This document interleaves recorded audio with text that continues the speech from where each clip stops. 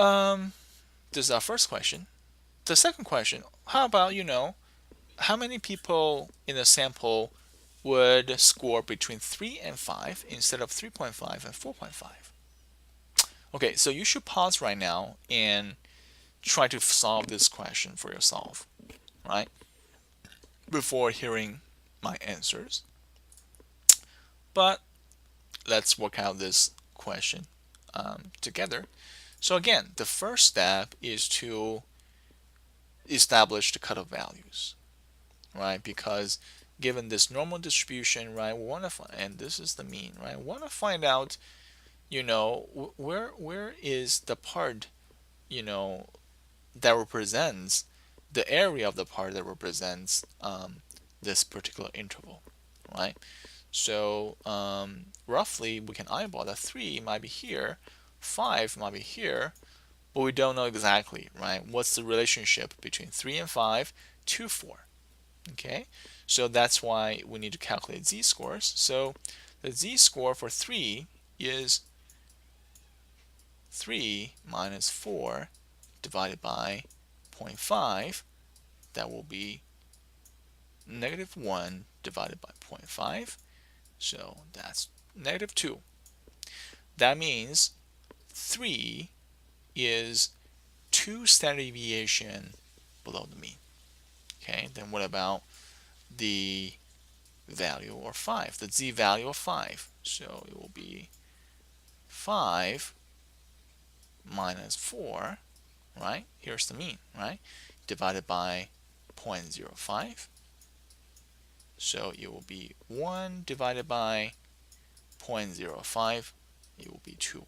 That means 5 will be 2 standard deviation above the mean 4. Okay, it makes sense because the distance between 4 and 5 is 1, right? And 1 will be 2 standard deviations because 1 standard deviation is 0.5, then 2 standard deviations will be 1. Okay, same here. The difference between 3 and 4 is 1, and 1 is exactly 2 standard deviations. Okay, and the third step is to apply the empirical rule. We know from the empirical rule, the second statement of the rule, that says the probability for any value that falls between 2 standard deviation around the mean is exactly 0.95. Right? So that's why we use 0.95 to multiply 0.95 with 500. What's that?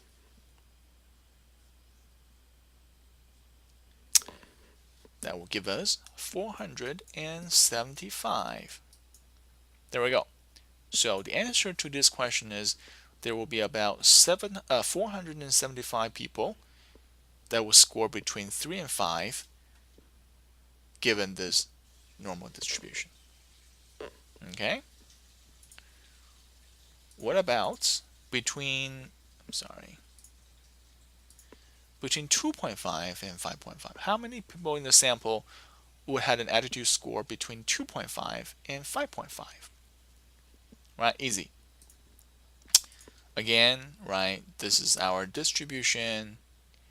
We know this is 4, the mean, and we need to find out, where exactly are the cutoff lines determined by 2.5 and 5.5. So 2.5 would say will be around here, right? Just to eyeball it.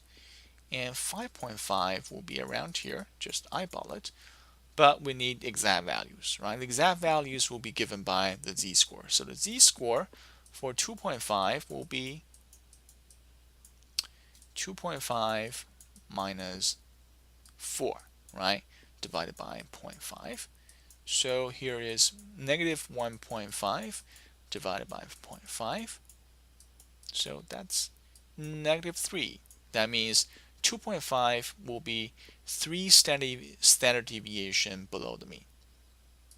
What about 5.5? Right? So 5.5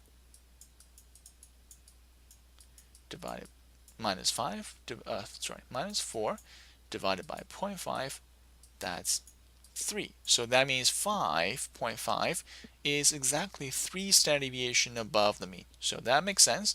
5.5 minus 4, that's 1.5. And 1.5 is exactly 3 times 0.5. So 5.5 is exactly 3 standard deviations above the mean. And 2.5 is 3 standard deviation below the mean, because the difference between 2.5 and 4 is 1.5. And 1.5 equals to 0.5 times 3. Okay? So, and then we can apply the empirical rule.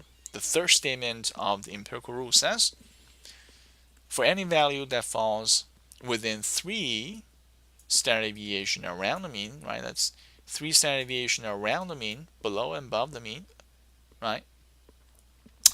Is 0.99. So that's why we use 0.99 to multiply with 500 people. So the answer is 495. So there will be about 495 people scoring between 2.5 and 5.5 given this distribution. Right? That's almost all 500 people, right? There are only 5 of those people who had scores that's more extreme than 2.5 and 5.5. Make sense? I hope so. Okay. We can do more.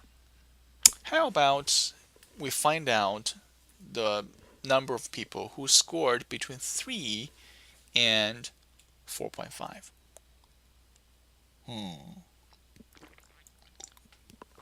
Now, you should be rather familiar with the procedure, right? So we're saying, okay, so here's the distribution, right? And the mean is 4, standard deviation is 0.5. So we say, well, where's 3? 3 is about here, okay? And if 3 is here, then 4.5 is about here. So it looks like this will be the boundaries, right? And it looks like this will be, the area that represents the probability of finding any value that's greater than 3 but smaller than 4.5. Okay? But now, in order to apply the empirical rule, we didn't know the exact, difference between 3 and 4 and the exact difference between 4.5 and 4 in terms of standard deviations, because the empirical rule says it's all about, 0.68% is within 1 standard deviation around the mean, right? We need to know how many, in other words, how many standard deviations are 3 away from 4 and how many standard deviations is 4.5 away from 4. Okay, so that's why we need to calculate z-scores, because z-scores represents the number of standard deviations of a value relative to its mean. Okay, so the z-value of 3, easy, 3 minus 4 divided by 0.5. That will give us -1 divided by 0.5. That's -2. So that means 3 is about 2 standard deviation below the mean. Okay? Then what about 4.5? So 4.5 minus 4 divided by 0.5. That's that's 0.5. Sorry, 0.5 divided by 0.5. That's 1. So that means 4.5 is exactly 1 standard deviation above the mean. Okay? Yeah, so 1 standard deviation above the mean, but here are 2 standard deviation below the mean. Wait a minute, we don't have any statement in the empirical rule that says that, because all we have is, well, there will be, the probability is about 0.68 to find any value that's, between 1 standard deviation around the mean, and we also have, you know, um, for any value that's within 2 standard deviation around the mean, um, the probability of finding that value is 0.95. We don't have anything that's asymmetrical. That's 1 standard deviation above the mean, whereas 2 standard deviation below the mean. What do we do? Okay. All right, so the way to figure out this particular probability will be to rely on the fact that this probability distribution, this normal distribution, is perfectly symmetrical. Okay, so I'm going to erase all.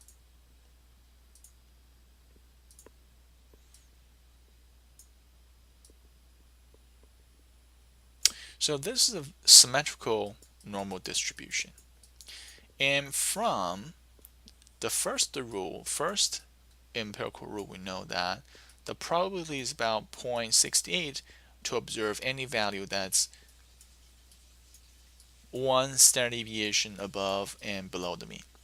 Okay, so it's 1 standard deviation. So here's the mean, is minus 1 standard deviation, and okay.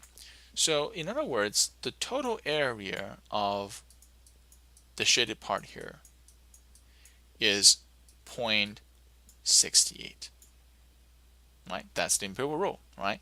About the probability is 1.68 to observe any value that's within 1 standard deviation around the mean.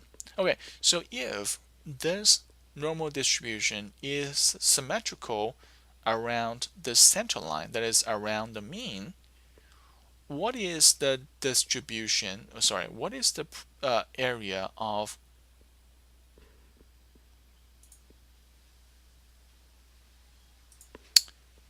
this part?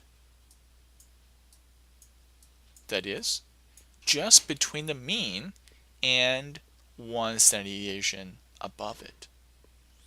If the entire area is 0.68, then what is half of it, in other words? Because this part, the shaded part, is also symmetrical around the mean. Okay, so we divide it by 2. That will be 0.34. So in other words, to observe the probability of observing any value that's greater than the mean but smaller than 1 standard deviation above the mean, so within this interval, is about 0.34. Okay, and then we can similarly find out, in other words, right, what's the probability of observing any value that's between the mean and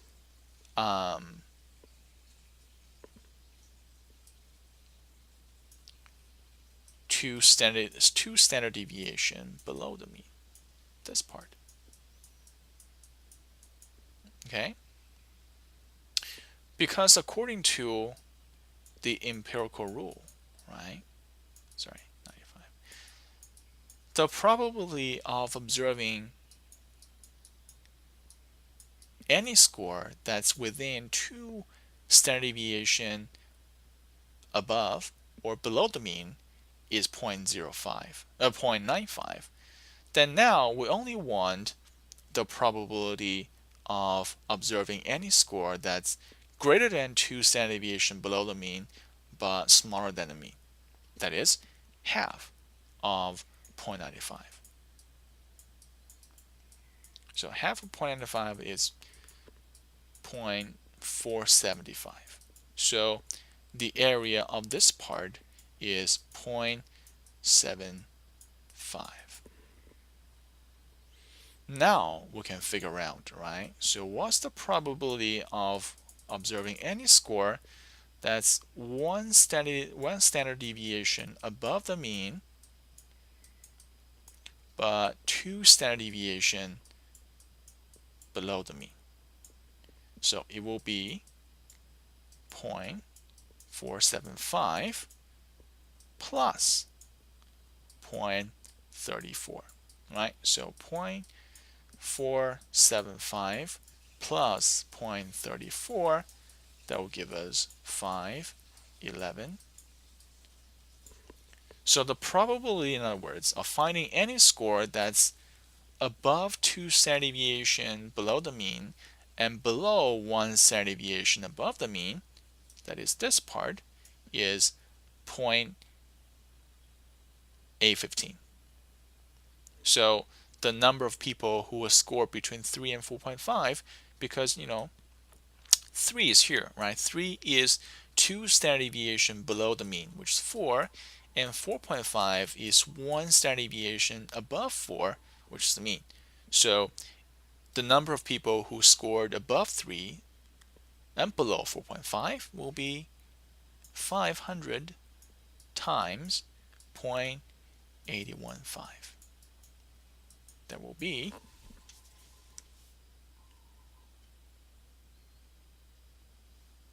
500 times 0.815. It will be 407.5. Well, it will be around 408, right? So about these many people will be scoring between 3 and 4.5, right? So this is how we solve this problem. Very lastly, we can also ask, what about the number of people who scored below 2.5 but greater than 4.5? How do we solve that, right?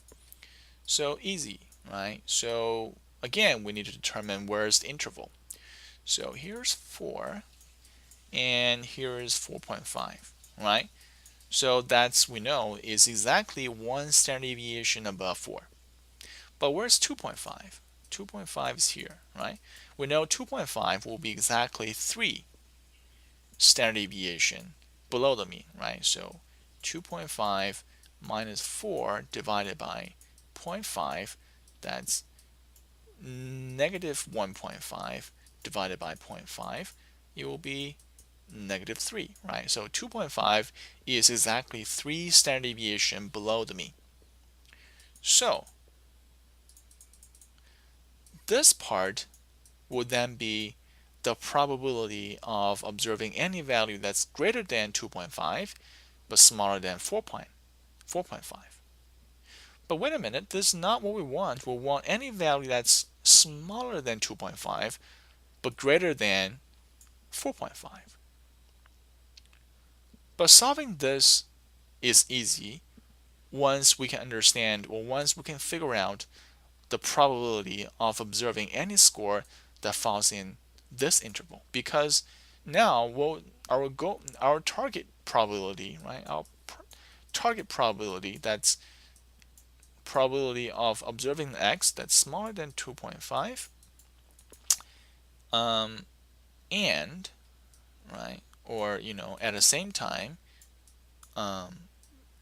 larger than 4.5 will exactly be 1 minus the probability of observing any score that's greater than 2.5 but smaller than 4.5.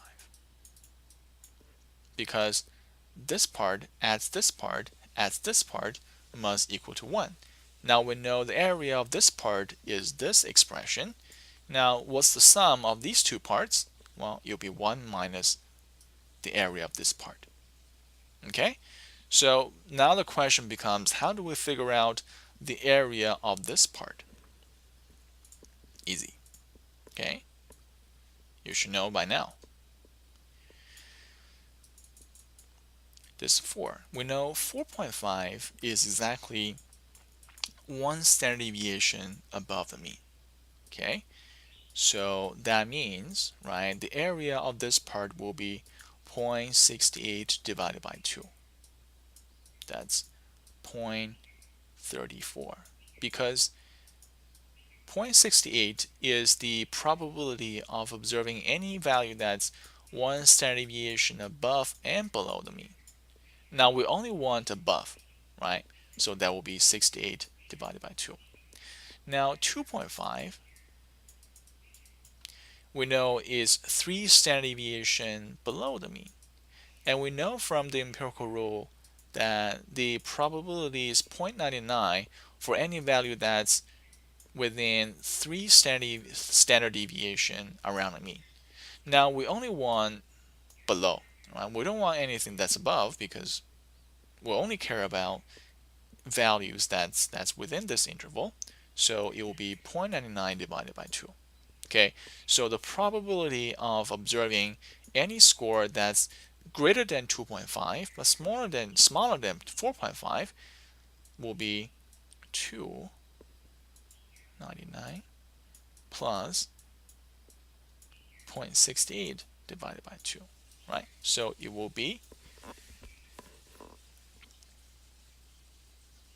0.99 plus 0.68 divided by 2. It will be 0.835. This is the probability of observing any score that's greater than 2.5 but smaller than 4.5. But our goal is to find out the value that's smaller than 2.5 or greater than 4.5. As we said just now, right, then this probability is very easy. So for any score that's smaller than 2.5 or greater than 4.5 will be 1 minus the probability of any value that's greater than 2.5 but smaller than 4.5. Then it will be 1 minus 0.83.5. Sorry, 1 minus 0.835. That will be 0.165. Okay, so the number of people who scored number of people who scored below 2.5 but above 4.5 will be 500 times 0.165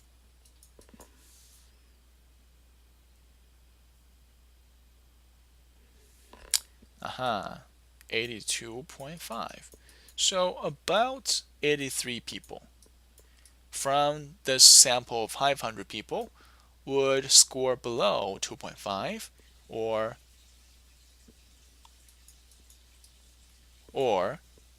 greater than 4.5.